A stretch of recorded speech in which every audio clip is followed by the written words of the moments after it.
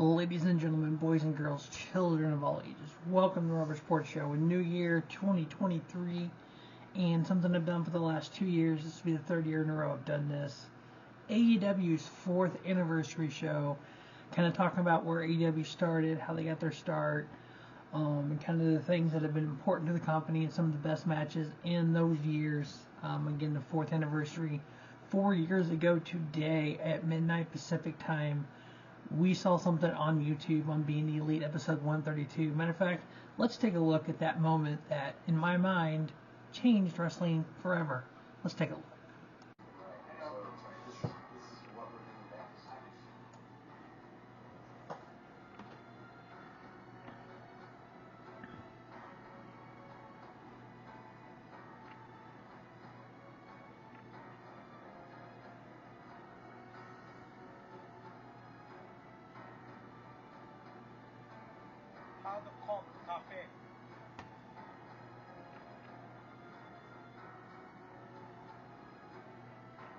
And in 29 minutes, we sold 2,450.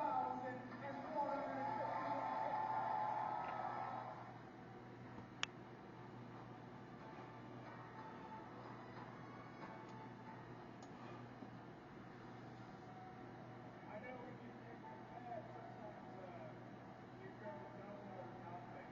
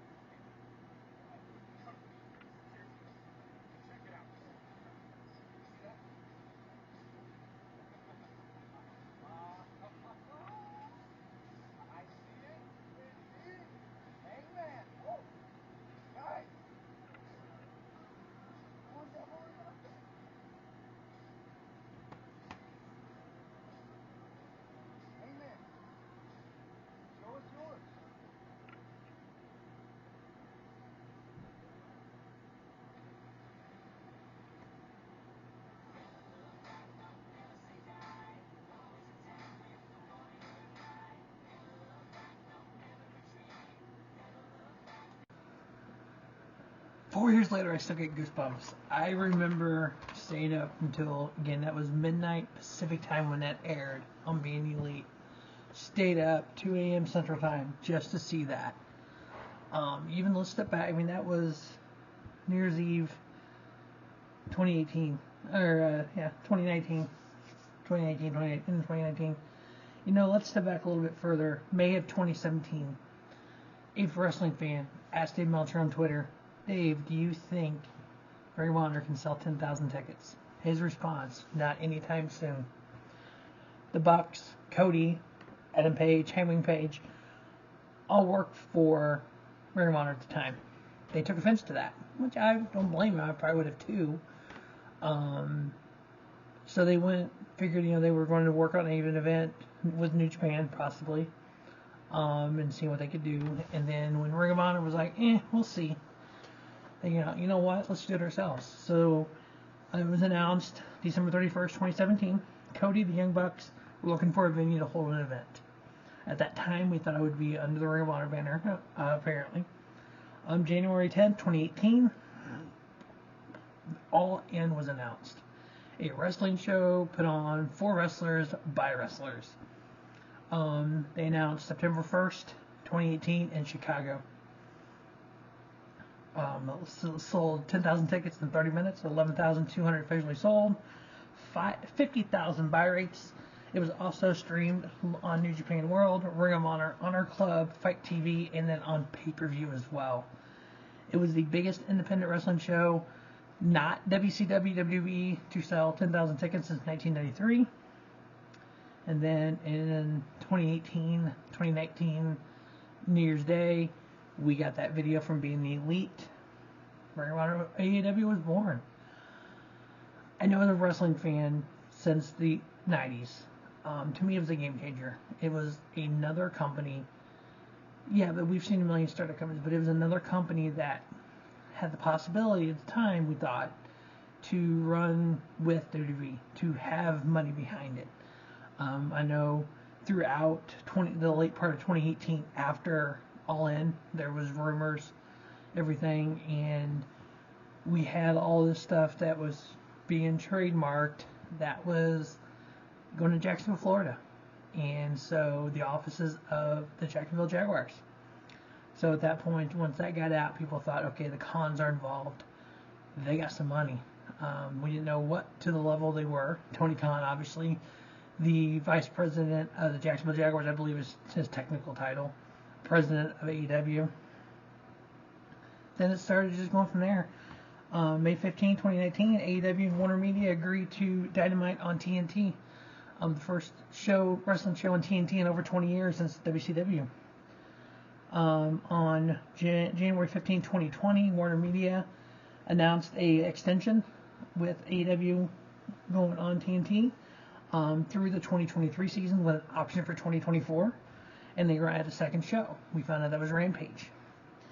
The general manager of Turner Network said they are not interested in working with WWE when their deal with NBCU comes up. That was interesting, I thought, but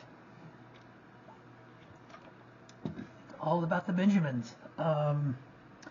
AEW's contract is yearly about $45 million. NXT is $30 million. Raw is $275 million. SmackDown is $205 million. So you can have a national wrestling show on TNT and they will pay you $45 million a year. But you have to get ratings, obviously. They're happy with the ratings from what I understand. As you can see, WWE is going to cost you more. From what I understand from the deal that I was reading online, that Turner Media pays AEW $45 million a year. They split the commercial money. So whatever money's made from the commercials, they split that advertising split. Is it a good deal for AEW? Is it a good deal for Turner Media? I know Turner Media has done a lot of reorganization here recently. There's talk of possibly streaming on HBO Max with the whole AEW library. I know Honor Club is still a thing. It's $9.99 a month. You get just the Ring of Honor stuff. So we'll see what happens there. But in the 4-year history of AEW, we've had 3,914 matches. I've watched them all. We've had 2,876 men's, 1,025 women's, and 13 intergender. The first Dynamite aired October 2nd, 2019. Now it's had 169 episodes, 928 matches. AEW Dark aired 1 week later, October 8th, 2019, excuse me.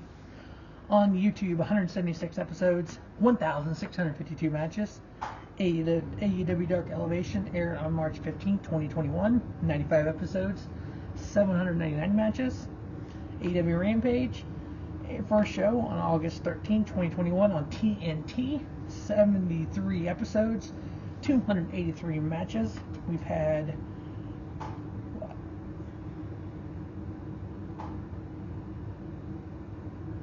16 pay-per-views, 191 matches, 3 under Revolution, 4 Double or Nothings, 4 All Out, 4 Full Gear, 1 in New Japan Pro Wrestling Forbidden Door. We've also had 4 of the Battle of the Belts, 12 matches that began airing in January 9th of 2022. we've had the AEW Women's Eliminator Tournament that was on YouTube for 4 episodes, 14 matches, February 25th, 2021. Yeah, 3,900 matches. Watched them all. I have them all star rated. I have a problem. And then March of 2022, Tony Khan buys Ring of Honor. They've had 3 pay-per-views under the Ring of Honor banner, 35 matches. In April 1st, they had Super Card of Honor. July 23rd, Death Before Dishonor. And then on December 10th, Final Battle. The Anniversary Show and Best in the World were the only 2 key shows that Ring of Honor had that AEW has not reproduced yet. The whole entire AEW Ring of Honor library is on Honor Club currently, $9.99 a month. You see the advertisements all the time. Getting a TV deal for Ring of Honor, I think that's kind of should be a top priority coming up. What I would personally do instead of having the 2 Dark Elevation is make one of those Ring of Honor. Is even maybe do the Rampages Ring of Honor. Because Rampage is not getting a lot of views because of the time slot. So at 9 o'clock on a Friday night. And then it changes. Sometimes with other sports and stuff TNT does, I think either we need to get off Friday nights with it, go live head-to-head with SmackDown, which may not be the smartest thing to do, or just not even have it, maybe do it. I mean, hate to say this, but do it on Thursday nights. I know Impact's on Thursday on Access, but who has Access TV, honestly?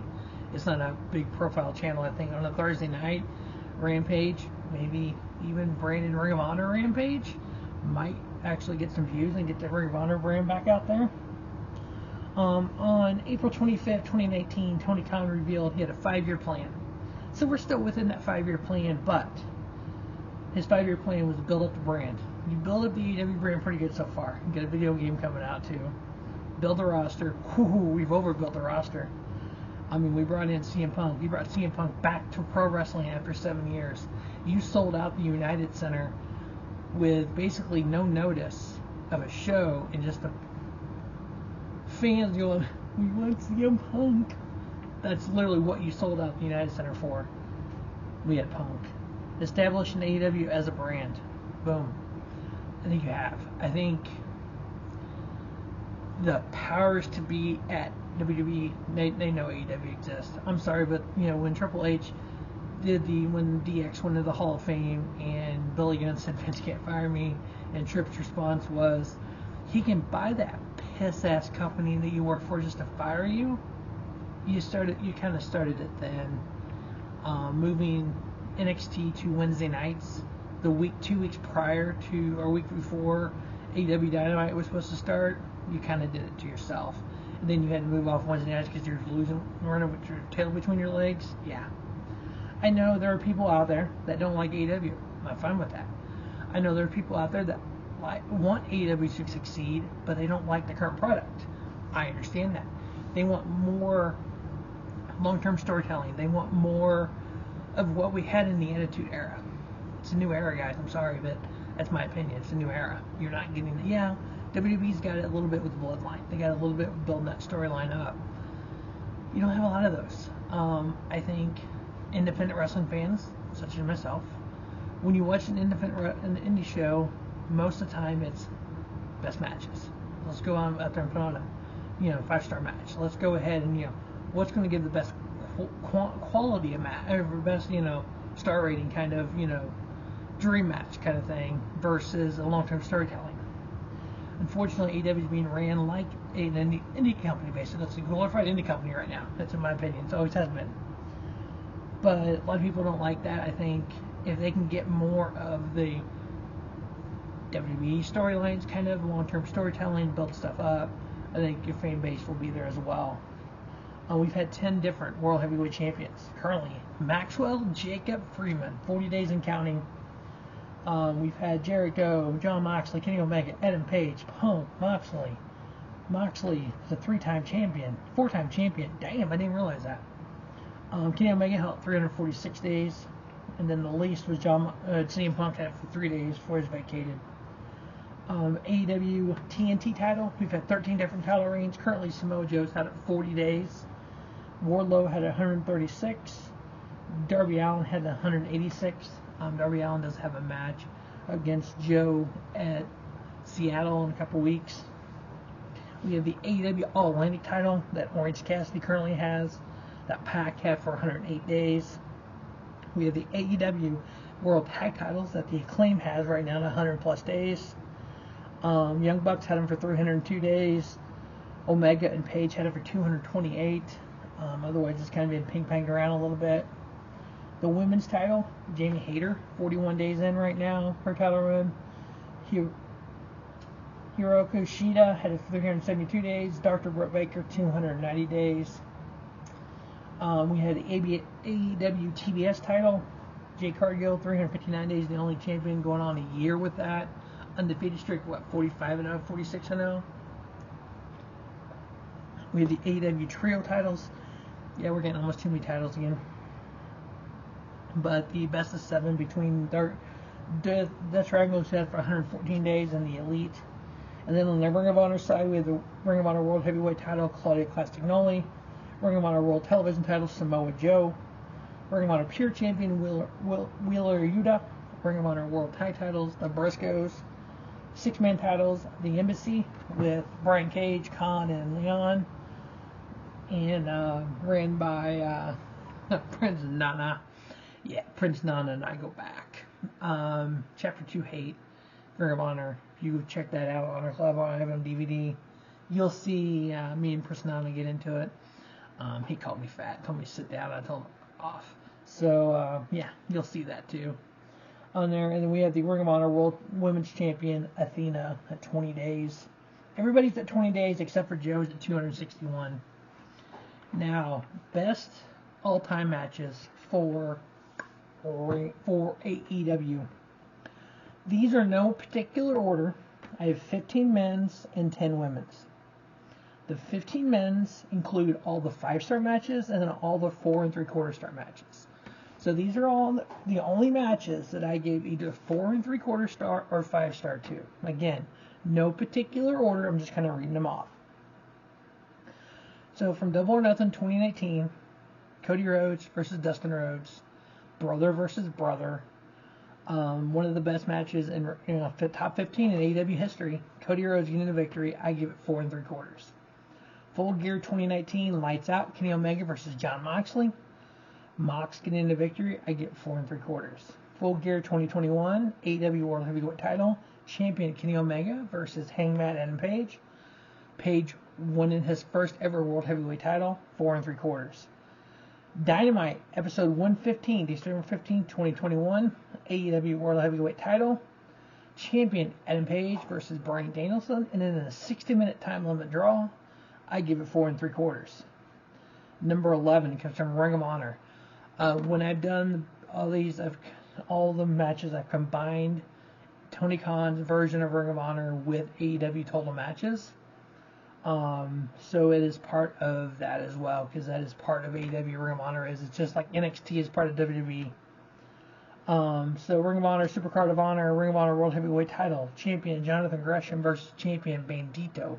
Yeah, it was Champion versus Champion. Jonathan Gresham had the original Ring of Honor, the title that you see Claudio Castagnoli with. Bandito had a newer version of the title, a little fancier. And so this was interim champion Gresham versus champion Bandito, because at Final Battle 2021, when it was still Ring of Honor under Sinclair Broadcasting, Bandito missed the show because he tested positive for COVID. So this was kind of a champion versus champion deal. Jonathan Gresham getting the victory. I give it 4 3/4. Next up, we have Ring of Honor, Death Before Dishonor, Ring of Honor World Tag Titles, 2 out of 3 falls. Champion FTR versus the Briscoes. FTR retaining their titles, 4 3/4 star. Next up, Dynamite, episode 131, April 6th, 2022. Ring of Honor World Tag Titles on the line, and the AAA Tag Titles on the line. Champion FTR versus the Young Bucks, the Bucks of Young. 4 3/4 star match. Number 8 comes from Battle of the Belts 3, August 6th, 2022. Ring of Honor World Heavyweight Title. Champion Claudio Castagnoli versus Takeshita. 4 3/4 star match. Number 7, Double or Nothing 2021, AEW World Heavyweight tag titles, the champion, the Young Bucks, the Bucks of Young, the Bucks of Youth, versus Jon Moxley and Eddie Kingston. This is right around the time of the barbed wire match that was a fiasco. I give this particular match from Double or Nothing 4 3/4 star. The next 6 matches are all 5-star matches. Double or Nothing 2019, a AAA tag titles on the line. We had Young Bucks versus the Lucha Brothers, 5-star match. We had the rematch at All Out 2019, AAA World Tag Titles in a ladder match. The Young Bucks versus the Lucha Brothers. Lucha Brothers won, 5-star match. Dynamite 103, episode number 103, September 22nd, 2021. A 30-minute draw, Bryan Danielson versus Kenny Omega, 5-star match. Very rarely do I give a draw a high star rating. I give a 5-star match. All Out 2021, AEW World Tag Titles on the line, steel cage match, champions the Young Bucks versus, guess who, the Lucha Brothers, Ray Phoenix and Penta El Zero, 5-star match. And then the second best match, Ring of Honor, Supercard of Honor 2022, Ring of Honor World Tag Titles on the line, champions, the FTR, versus them Briscoes, Mark and Jay Briscoe, FTR winning. And then I have listed the number 1 match. Again, these 5-star matches are just listed. They're not particular order. You could argue any of these is the best one. But if you have not seen this match, please go watch it. Ring of Honor Final Battle 2022. A Ring of Honor World Heavyweight Tag Titles on the line in a double dog collar match. The Briscoes, Mark and Jay Briscoe, versus Dak Wheeler and Cash. Dak and Cash, the FTR. Briscoes winning, 5-star match. In my opinion, that's what I love about pro wrestling. 90% opinion, 10% fact. The fact is the Briscoes beat FTR at Final Battle. My opinion is it's 5-star. Dave Meltzer said 5.5. Somebody else might say 6. Somebody might say 8. It doesn't matter. It's an opinion. The star rating part is an opinion. I love this match. I thought I was going to hate it, to be honest with you. Alright, we're going to have the best women's matches. The first 3 are 3.5. Of all the 3.5-star women's matches I've looked at in AEW, kind of ranked, these are kind of the best 3. Number 10, Ring of Honor Supercard of Honor, Ring of Honor World Heavyweight Women's Championship, Mercedes Martinez versus Willow Nightingale. Mercedes Martinez winning the inaugural Ring of Honor Women's title under the AEW brand, 3.5-star. Dynamite episode 32, May 13th, 2020. Women's 4-way, Penelope Ford, Chris Statlander, Dr. Britt Baker, Hikaru Shida, 3.5-star. Battle of the Belts 3, August 6th, 2022. We had AEW Women's title on the line. Champion Thunder Rosa versus Jamie Hayter. Thunder Rosa winning. I give it 3.5. A match that not a lot of people give a lot of credit to. I think is one of the finest women's matches in AEW. Rampage, episode 22. There's a street fight. Ty Conte and Anna Jay versus the Bunny and Penelope Ford. This is one of the better women's matches. Again, I have this listed as number 7 on my list. 3 3/4 star. Ty Conte and Anna Jay getting a victory. Shocking for the Bunny and Penelope Ford to be in such a phenomenal tag match. But yeah, it was that damn good. 3 3/4 star for me. Number 6 on the list. Full Gear 2021 AEW Women's Champion Dr. Britt Baker versus Ty Conte. Dr. Britt Baker retaining. I give it 3 3/4. Dynamite episode 81 AEW Women's title on the line. Champion Hikaru Shida versus Ty Conte. Hikaru Shida getting the victory. I give it 3 3/4 star. So there you go. 3 matches that involved Ty Conte. But all 3 3/4 star match. Number 4 on the list actually comes from Dynamite episode 134. It was a Philly street fight. Serena Deeb and Hikaru Shida. Serena Deeb getting the victory, but I give it 3 3/4 star match. We have 3 matches that are over 4-star or higher for the women's division. Dynamite episode 168, AEW Women's title. This was like 2 weeks ago. Champion Jamie Hayter versus Hikaru Shida. Jamie Hayter getting the victory. I give it 4-star. It was damn good. All Out 2002 Fatal 4-Way for the AEW Women's title. Toni Storm versus Dr. Britt Baker. DMD versus Hikaru Shida versus Jamie Hayter. This is when Jamie Hayter became AEW Women's Champion. I gave it 4-star. And then the best women's match in the history of pro wrestling. Definitely history of AEW. Dynamite, episode 76, March 17, 2021. Lights Out. Thunder Rosa and Dr. Britt Baker. Thunder Rosa got the victory. 4.5. That's how good that damn match was. 4.5. But that is the AEW anniversary, 4th anniversary show. We took a look at how it began, standing outside the Tokyo Dome with Cody Rhodes, Hangman Page, and the Bucks of Youth. If y'all didn't know where that come from, back when Matt Hardy was the crazy Matt Hardy, he would say that kind of stuff. And it kind of stuck for me. But yeah, so that is the anniversary show of AEW.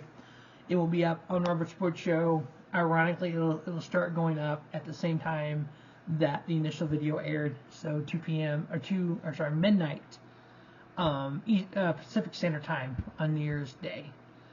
So it'll be 2 a.m. Central Standard Time. That's when the video will go up and officially be up. Kind of the anniversary of the moment kind of deal. Make sure you stay tuned to the Robert Sports Show. We're going to have the showcase of the independents beginning with Game Changer Wrestling. We're going to profile 31 different wrestling companies here in 2022. Or 2023, excuse me. As always, thanks for watching the Robert Sports Show. Don't just have a great day. Have a 50 day. Robert Sports Show, your YouTube leader, sports channel content.